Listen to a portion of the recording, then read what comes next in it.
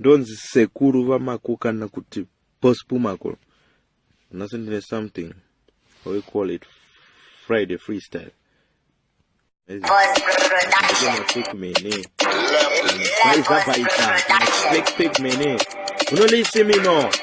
Acha 16. Alright no. Ndakazviona kare. Ukapusa unotambiswa magemu E250 application ja.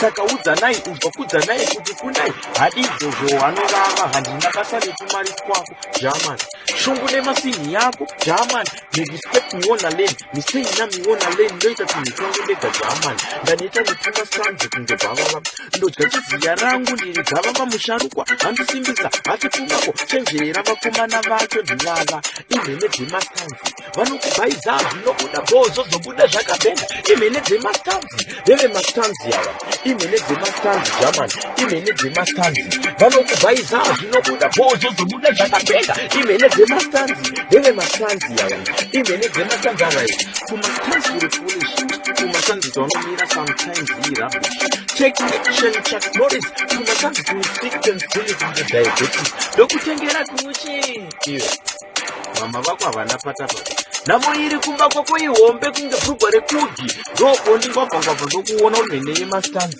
unondibhaiza zvinoitapo zvozobuda zvakabhenda imhene yemastanzi ndeve mastanzi ava imhene dzemastanzi German imhene dzemastanzi vanokubhaiza zvinobuda zvozobuda zvakabhenda imhene dzemastanzi ndeve mastanzi ava imhene dzemastanzi ava Pumasanzi wezvirukazi Batman terrible disease Pumasanzi wezvivinas Pumasanzi wezvirukazi fake man fake man Pumasanzi kunoboa fake man